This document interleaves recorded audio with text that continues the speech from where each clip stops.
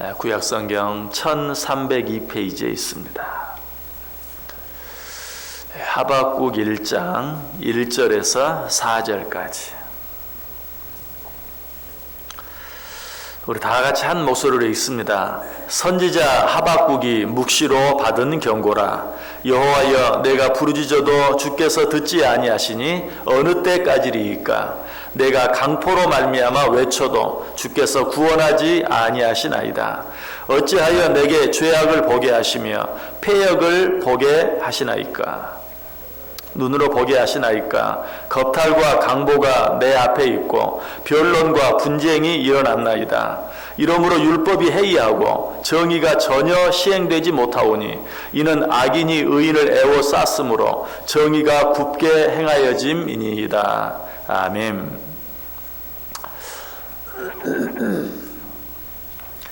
오늘 본문에는 하박국 선지자 당시에 이스라엘의 상황이 어떠했는가, 이스라엘의 형편이 어떠했는가 하는 것에 대해서 아주 잘 나타나 있습니다. 다시 한번 2절, 3절, 4절을 제가 읽어보면 여호와의 내가 부르짖어도 주께서 듣지 아니하시니 어느 때까지리이까?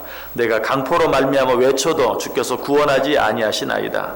어찌하여 내게 죄악을 보게 하시며 패역을 눈으로 보게 하시나이까? 겁탈과 강포가 내 앞에 있고 변론과 분쟁이 일어났나이다. 이러므로 율법이 해이하고 정의가 전혀 시행되지 못하오니 이는 악인이 의인을 애워쌌으므로 정의가 굽게 행하여짐이니이다. 지금 이스라엘의 상황이 어떠한 것 같습니까? 너무나 죄악이 판을 치는 불의하고 불공평한 일들로 가득 차 있는 그런 모습을 보게 됩니다. 어떻게 하나님의 다스림을 받는 나라가 이렇게 될 수가 있을까요? 어떻게 이런 지경까지 갈 수가 있을까요? 결론부터 말씀드린다면 그럴 수도 있다라는 것이, 이런 사실을 가장 잘 보여주는 시대가 있다면 사사 시대일 것입니다. 사사기 10장에 보면 이스라엘의 7번째 사사였던 야일에 대한 말씀이 나와요. 사사기 10장 3절에 보면 그 후에 길르앗 사람 야일이 일어나서 22년 동안 이스라엘의 사사가 되니라. 그런데 이 이스라엘의 7번째 사사였던 야일에 대한 소개를 보면 한 가지 아주 특별한 사실이 있는 것을 보게 돼요. 사사기 10장 4절에 그에게 아들 30명이 있었다. 아들 30명이 있었다. 어때요? 어떤 생각이 듭니까? 사사 야일이 정상적인 가정 생활을 했다면 아들을 30이나 둘 수는 없었을 거예요. 아들이 30이 있었다는 건 뭘 말해요? 딸은 하나도 없고 아들만 30이 있었다는 걸 말합니까? 그렇지 않죠. 당신은 이렇게 남자들만 중심으로 생각했기 때문에 뭐 수를 세도 남자 수만 이야기하는 것처럼 딸은 이야기하지 않고 아들만 이야기하는 것이죠. 그렇다면 상식적으로 생각해 보면 7번째 사사 야일에게 아들이 30이 있었다면 딸도 뭐 약간 적거나 약간 많을 수는 있지만 30명 정도 있었을 것이다. 이게 맞는 이야기. 그렇다면 이스라엘의 사사, 7번째 사사였던 야일에게는 자녀가 60명이나 되었다라는 그런 말이죠. 자, 이것을 통해서 우리가 알 수 있는 건 뭡니까? 그가 정상적인 가정생활을 하지 않았다. 수많은 처첩들을 거느렸다 하는 것을 우리가 금방 알 수 있어요. 그래서 이 사사 야일은 쾌락과 향락에 빠져 있었다. 그런 삶을 살았다. 그렇다면 사사 야일은 어때야 돼요? 하나님의 공의가 살아있다면 이런 사람은 망해야 돼요. 아니, 마땅히 죽어야 돼요. 성경은 뭐라고 말해요? 쾌락과 향락에 빠져 있는 자들은 절대로 좋은 열매들을 맺을 수 없다. 누가복음 8장 14절에 보면 가시떨기에 떨어졌다는 것은 말씀을 들은 자이나 지내는 중 이 생의 염려와 재물과 향락의 기운이 막혀 온전히 결실하지 못하는 자예요. 이 가시떨기에 떨어진 씨앗에 대해서 이야기하죠. 그 가시떨기에 떨어진 씨앗이 거기 싹이 나고 줄기가 나지만 가시나무에 기운이 막혀서 열매를 맺지 못한다. 그런데 이 가시떨기가 뭘 말하는가? 재물과 향락을 이야기한다. 그러므로 향락에 빠져 있는 자는 마땅히 결실을 맺지 못해야 돼요. 성공할 수 없어야 돼요. 또 디모데전서 5장 6절에도 보면 향락을 좋아하는 자는 살았으나 죽었다라고 이야기하고 있어요. 그렇다면 야일은 어때요? 살아있는 것 같으나 죽어있는 것과 다름이 없는 그런 자여야 돼요. 그런 삶을 살아야 돼요. 그런데 정작 야일은 어떠했는가? 자녀를 60명이나 둔 야일은 어떠했는가? 다시 사사기 10장 3절 4절 보면 그 후에 길르앗 사람 야일이 일어나서 22년 동안 이스라엘의 사사가 되니라. 그에게 아들 30명이 있어 어린 나귀 30을 탔고 성읍 30을 가졌는데 그 성읍들은 길르앗 땅에 있고 오늘까지 하봇 야일이라 부르더라. 아들 30이 있었다. 그런데 그 아들 30이 어때요? 30명 모두 어린 나귀를 탔다. 그리고 또 그들은 성읍 30을 가졌다. 여러분 무슨 말입니까? 그 아들 30이 있고 그 아들 30 모두 당시 나귀를 탔다는 것은 어떤 권력과 명예를 가진 것을 이야기하고 있어요. 사사기 5장 10절에 보면 한 나귀를 탄 자들, 양탄자에 앉은 자들이라는 말이 나오는데 이들이 가리키는 말은 이스라엘에서 부귀와 명예와 권력을 가진 이스라엘의 방백들을 가리키는 말이. 오늘 여기 야일의 자녀들 30이 어린 나귀를 탔다라는 것도 그 어린 자녀들까지도 부귀와 명예와 권력을 가지고 있었다.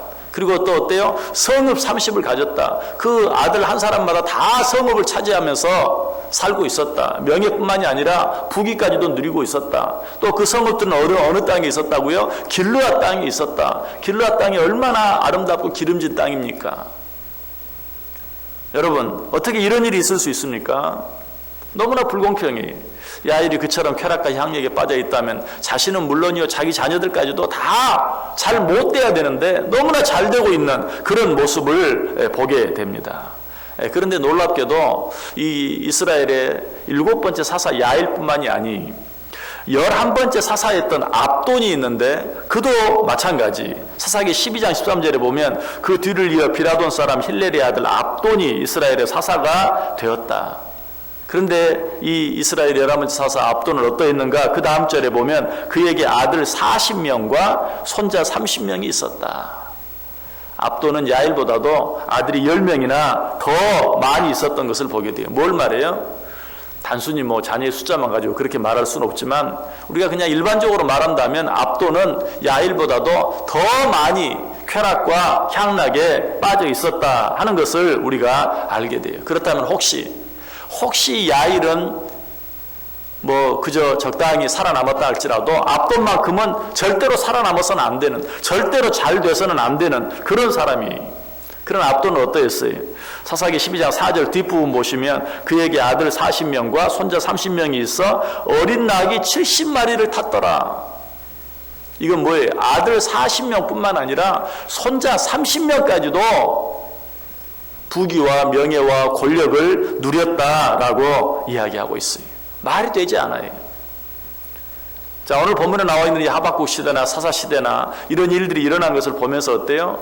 어떻게 하나님이 살아계시다면, 공의로운 하나님이 계시다면 이런 일이 있을 수 있는가? 다시 한번 말씀드립니다. 얼마든지 그런 일이 있을 수 있어요. 있을 수 있는 것이 아니라 이 세상에는 그런 일이 너무나 비일비재해요. 그래서 시편 기자도 이런 사실에 대해서 이야기하고 있는 것을 보게 돼요. 자, 우리 성경 한번 찾아보시기 바랍니다. 시편 73편 한번 펴보세요. 시편 73편. 시편 73편. 2절부터 12절까지. 시편 73편 2절부터 12절까지 한 절씩 교독합니다. 제가 먼저 2절 읽습니다. 나는 거의 넘어질 뻔하였고 나의 걸음이 미끄러질 뻔하였으니 그들은 죽을 때에도 고통이 없고 그 힘이 강건하며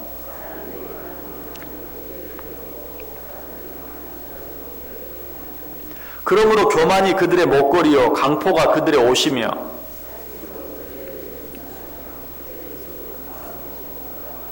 그들은 능욕하며 악하게 말하며 높은 데서 거만하게 말하며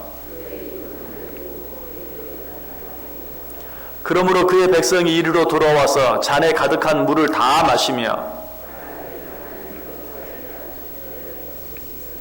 같이 읽습니다. 볼지어다 이들은 악인들이라도 항상 평안하고 재물은 더욱 불어나도다. 아멘. 여러분, 이 내용 어떻습니까? 아니, 정말 그럴 수 있단 말입니까? 정말 그런 일이 있다는 말입니까? 어떻게 그런 일이 있을 수 있습니까? 악인들은 이 땅에 사는 동안 너무너무 잘 돼.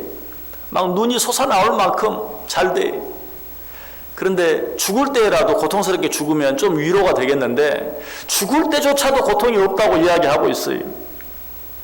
그래서 그들은 감히 뭐라고 말해요? 야, 하나님이 어디 계시냐? 하나님이 계시다면 어떻게 이런 일이 있을 수 있겠느냐라고 말하면서 오히려 점점 더 거만해지고 교만해지는 그런 모습에 대해서 이야기하고 있어요. 마지막 결론 12절이 뭐라고 말했어요? 볼지어다 이들은 악인들이라도 항상 평안하고 재물은 더욱 불어나도다. 자, 악인들이 이렇게 평안하고 잘 되더라도 의인들이 더 평안하고 더 잘 되면 괜찮아요. 그런데 계속되는 바로 그 뒤에 나오는 13절 14절 말씀 보면 내가 내 마음을 깨끗하게 하며 내 손을 씻어 무죄하다 한 것이 실로 헛되도다. 나는 종일 재난을 당하며 아침마다 징벌을 받았도다. 내가 이 세상을 의롭게 살려고 애쓴 것이 다 헛되다. 저렇게 악한 자들은 잘 되는데 나는 의롭게 살려고 너무너무 애를 썼지만 정말 내 삶은 재난이 계속될 뿐이다. 너무나 힘들고 어려울 뿐이다. 라고 이야기하고 있어요. 여러분, 어떻게 이런 일이 있을 수 있습니까? 다시 한번 말씀드립니다. 이 세상에는 이런 일이 있을 수 있어요. 아니, 이런 일들이 비일비재해요. 왜? 우리가 살고 있는 이 세상은 하나님의 나라가 아니기 때문에 그래요. 이 세상은 공중의 권세 잡은 자들의 간교하고 사특한 여러 가지 많은 계략과 모략들이 횡행하는 곳이, 그런 것들이 너무나 많이 있는 곳이, 그러므로 이 세상에서는 이처럼 불의하고 불공평한 일이 얼마든지 있을 수 있어요. 자, 그렇다면 이런 세상을 살고 있는 우리들이 반드시 기억해야 할 일은 무엇입니까? 제일 먼저 이런 일들 때문에 어리석게 하나님을 원망하거나 불평해서는 안 돼요. 한 걸음 더 나아가서 이런 일들 때문에 우리가 실망하거나 낙심해서는 안 돼요. 예수님도 우리들이 혹시라도 그럴까봐 너무나 염려하셨어요. 걱정하셨어요. 그래서 예수님께서 친히 말씀하십니다. 요한복음 15장 18절 이하에서 세상이 너희를 미워하면 너희보다 먼저 나를 미워한 줄 알라. 너희가 세상에 속하였으면 세상이 자기의 것을 사랑할 것이나 너희는 세상에 속한 자가 아니요 도리어 내가 너희를 세상에서 택하였기 때문에 세상이 너희를 미워하느니라. 내가 너희에게 종이 주인보다 더 크지 못하다 한 말을 기억하라. 사람들이 나를 박해하였은즉 너희도 박해할 것이요 내 말을 지켰은즉 너희 말도 지킬 것이라. 세상이 너희를 미워하는 것 그거 이상하게 여기지 말라. 그들이 너희를 미워하기 전에 먼저 나를 미워했다. 너희들이 세상에 속하였으면 세상이 너희들이 그렇게 하지 않을 것이다. 그러나 너희는 세상에 속하지 아니하였다. 그래서 너희가 세상에서 박해를 당하고 미움을 당하는 일들이 틀림없이 있을 것이다. 우리의 시민권은 어디에 있어요? 하나님의 나라에 있어요. 이 세상에 있는 것이 아니. 그래서 이 세상에서 불의하고 불공평한 일들을 당하는 일들은 어쩌면 당연한 일이다라고 말하고 있어요. 사도 베드로도 말합니다. 베드로전서 4장 12절 13절에 사랑하는 자들아 너희를 연단하려고 오는 불시험을 이상한 일 당하는 것 같이 이상히 여기지 말고 오히려 너희가 그리스도의 고난에 참여하는 것으로 즐거워하라. 이는 그의 영광을 나타내실 때에 너희로 즐거워하고 기뻐하게 하려 함이라. 이 세상에서 너희들에게 당하는 그런 시련, 고난, 이상한 일 당하는 것처럼 여기지 말라. 또 사도 요한도 말해요. 요한일서 3장 13절에 형제들아 세상이 너희를 미워하여도 이상히 여기지 말라. 세상이 너희를 미워하는 것은 당연하다는 것이 왜? 너희는 세상에 속한 자들이 아니기 때문에. 여러분, 우리는 이 사실을 반드시 기억할 수 있어야 돼요. 이 세상에는 불의하고 불공평한 일들이 비일비재해요. 그런 일들이 있을 수밖에 없어요. 중요한 것은 뭐라고요? 이 세상에는 그런 일이 있을 수밖에 없다는 사실을 분명히 아는 것. 이것이 왜 중요합니까? 이 사실을 분명히 알고 인정하는 자들은 사탄이 어떻게 하지 못해요. 우리가 왜 넘어집니까? 왜 낙심합니까? 왜 실망합니까? 마치 이 세상에서도 하나님의 나라처럼 온전히 불의한 일, 불공평한 일들이 전혀 없이 하나님의 공의만 온전히 시행되는 것처럼 생각하고 있는 자들, 이런 자들은 여지없이 사탄의 밥이 될 수밖에 없어요. 조그만 불의한 일, 불공평한 일들 바라보면 입에서 원망이 나오고 불평이 나오고 한 걸음 더 나아가서 실망하게 되고 낙심하게 되는 것이. 여러분, 그러므로 이 세상에 사는 우리들이 꼭 기억해야 될 것은 이 세상에는 불의와 불공평이 있을 수밖에 없다. 그런 일이 내게 생겼을 때 올 것이 왔구나. 내 그럴 줄 알았다. 라는 이러한 믿음의 태도가 정말 중요해요. 이런 태도를 가지면 악한 사탄이 절대로 우리를 넘보지 못해요. 뿐만 아니라 그런 믿음을 가지고 오래 참고 기다리면 하나님께서 어때요? 때가 되면 필요한 은혜들, 필요한 축복들을 우리에게 주신다라고 말씀하고 있어요. 이런 사실은 예수님께서 산상수훈 가운데 팔복을 말씀하셨는데 그 팔복이 잘 나타나 있죠. 심령이 가난한 자는 복이 있나니 천국이 그들의 것이며, 애통하는 자는 복이 있나니 그들이 위로를 받을 것이며, 의를 위하여 박해를 받는 자는 복이 있나니 천국이 그들의 것임이라. 나로 말미암아 너희를 욕하고 박해하고 거짓으로 너희를 거슬려 모든 악한 말을 할 때에는 너희에게 복이 있나니 기뻐하고 즐거워하라. 하늘에서 너희의 상이 큼이라. 이런 일들이 당연히 있을 줄 알고 견딜 수만 있다면, 이겨낼 수만 있다면 하나님께서 필요한 때에, 하나님의 때가 되었을 때 우리에게 합당한 위로, 합당한 은혜, 합당한 축복으로 갚아주시겠다라고 말하고 있어요. 요한복음 16장 33절에도 말합니다. 세상에서는 너희가 환난을 당하나 담대하라. 내가 세상을 이기었노라. 세상에서는 환난을 당할 수 있어요. 핍박을 당할 수 있어요. 미움을 당할 수 있어요. 그러나 그 결론은 정해져 있어요. 세상에서는 너희가 환난을 당하나 담대하라. 내가 세상을 이기었노라. 우리는 예수 그리스도의 승리로 말미암아서 세상을 이미 이긴 자들이 이 세상에서 당하는 핍박이나 미움을, 어려움을, 시련을 두려워할 필요가 없어요. 그것 때문에 실망하거나 낙심할 필요가 없어요. 사도 바울은 그래서 또 뭐라고 말하죠? 우리가 선을 행하되 낙심하지 말지니 포기하지 아니하면 때가 이름에 거두리라. 여러분, 우리가 이 세상을 살면서 불의와 불공평과 싸워 이기는 것도 중요해요. 그러나 그보다 더 우선적이고 더 중요한 것이 있다면 이 세상에는 얼마든지 그런 일이 있을 수 있다는 사실을 분명히 알고 인정하는 것이, 그렇게 하기만 하면 우리는 이 세상에 살면서 흔들리지 않아요. 절대로 사탄의 밥이 되지 않아요. 사탄의 종로로 하지 않아요. 때가 되면 어때요? 예수 그리스도께서 세상을 이기신 것처럼 우리도 세상을 이기고 승리할 수밖에 없다. 오늘 하루 하나님이 나와 함께 하시니 아무런 어려움도 없고 아무런 문제도 없을 것이다. 정말 이런 믿음도 좋아요. 그러나 그 믿음 이전에, 그러나 이 세상에는 공중의 권세 잡은 자들이 판을 치고 있어서 이 세상을 살아가는 동안 우리에게는 생각지 않은 많은 어려운 일들, 힘든 일들이 있을 수 있다는 사실, 이 사실을 먼저 기억하고 살아가야 돼요. 그렇게 하기만 하면 우리는 절대로 쓰러지지 아니하고 넘어지지 아니하고 하나님께서 시시때때로 우리와 함께 해주시는 그런 은혜들을 하나님의 때가 되었을 때 우리는 체험하고 누리며 살아갈 수 있다. 이것이 너무나 중요하기에 오늘 하박국 선지자는 시작부터 어떻게 이럴 수 있습니까? 세상이 왜 이럽니까? 라고 하나님께 원망하고 불평하는 것처럼 보이는, 이건 원망이 아니, 불평이 아니, 세상은 그러하다는 것을 우리에게 가르쳐주고 있어요.